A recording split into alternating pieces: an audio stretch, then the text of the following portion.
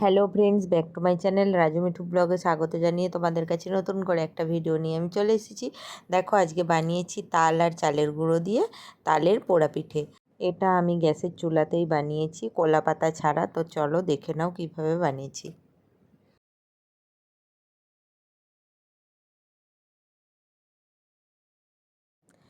একটা কড়াই নিয়ে নিয়েছি আর তার মধ্যে এই কাপটার মাপ করে দিয়ে দিলাম তালের পাল্প 1 কাপ। তো তালের পাল্পটা দিয়ে বেশ 5 মিনিট একটু এটা গরম করে নেব। ব্যাস, এটা একটু গরম হয়ে গেলে তারপর এর মধ্যে আমি দিয়ে দেবো ওই কাপটার মাপ করেই একটু কম 1 কাপ চিনি। তো দিয়ে চিনিটা মেল্ট হওয়া পর্যন্ত এটাকে নাড়তে থাকবো। চিনিটা ভালো করে মেল্ট হয়ে তালের পাল্পের সঙ্গে মিশে গেলে তখন এর মধ্যে দিয়ে দেব ওই কাপটারই মাপ করে 1.5 কাপ চালের গুঁড়ো।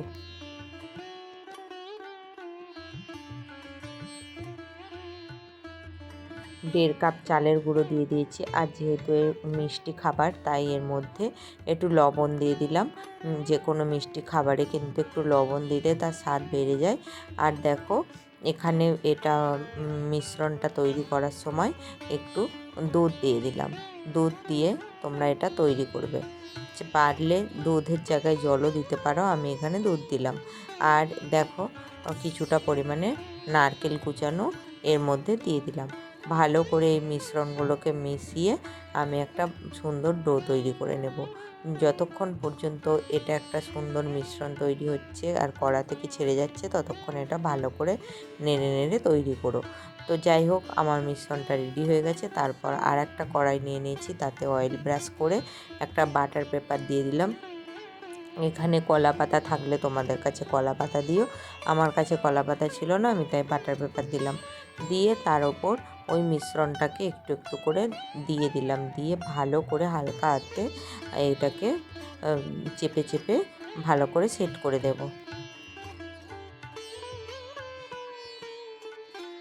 দেখো বন্ধুরা, এখানে ওই ডোটাকে আমি এর মধ্যে তুলে দিচ্ছি, এই কড়াইটার মধ্যে।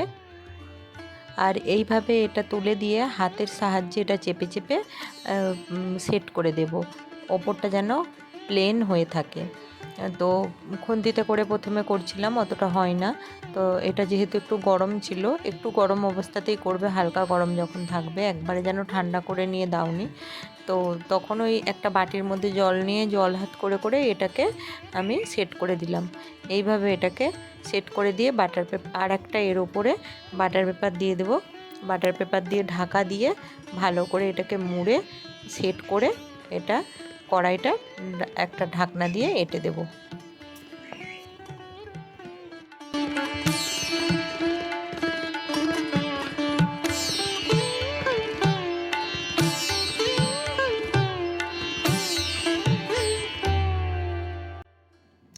এটাকে আমি গ্যাসের চুলায় বসিয়ে দিলাম।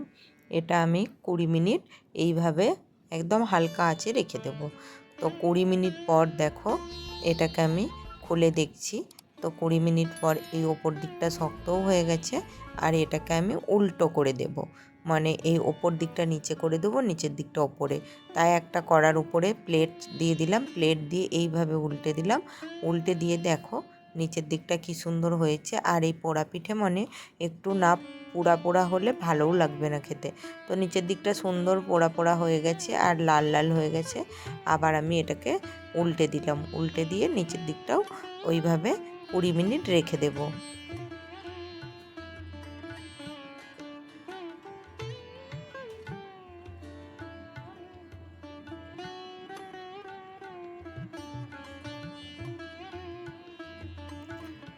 তো এইভাবেই ঢাকনা ঢাকা দিয়ে আবার 20 মিনিট দিয়ে দিলাম। 20 মিনিট পর আমি এটাকে খুলে দেখছি। তো 20 মিনিট পর এটাকে খুলে দেখার সময় দেখলাম যে সুন্দর হয়ে গেছে। তো আমি যেহেতু এটা গরম আছে, এখন এটা কাটবো না, এখন একটু ঠান্ডা করতে দেব, কিছুক্ষণ পর এটা কাটবো।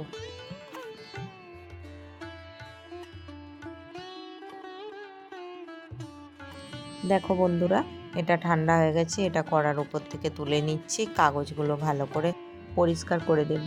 করে দিয়ে তারপর পিঠেটাকে আমি কেটে তোমাদেরকে দেখাচ্ছি কীরকম হয়েছে। দেখো, দেখতেই পাচ্ছ বেশ শক্ত, আর কালারটাও কি দারুণ এসেছে। তো সত্যিই খেতেও দারুণ হয়েছিল। তো বন্ধুরা, পিঠেটা কাটতে কাটতে তোমাদের দিকে একটাই রিকোয়েস্ট করব, ভিডিওটা ভালো লাগলে অবশ্যই করে লাইক, কমেন্ট এন্ড শেয়ার করো। আর যারা আমার চ্যানেলে নতুন তারা অবশ্যই করে চ্যানেলটা সাবস্ক্রাইব করে পাশে থাকা বেল বাটনটি বাজিয়ে দিও, যাতে আমার ভিডিও তোমরা সবার আগে দেখতে পাও। তো বন্ধুরা, আমার ভিডিও যদি তোমরা ফেসবুক থেকে দেখে থাকো অবশ্যই করে ফলো করে দিও আর একটা লাইক করে দিও। তো দেখো, এরকম ছোট ছোট করে পিস পিস করে আমি কেটে নিচ্ছি। পিঠেগুলো কিন্তু খেতে দুর্দান্ত হয়েছিল। একদম গ্যাসের চুলায় করেছি বলে একটুকু বোঝা যাচ্ছে না, যেন মনে হচ্ছে উনানের মাধ্যমেই বানানো হয়েছে।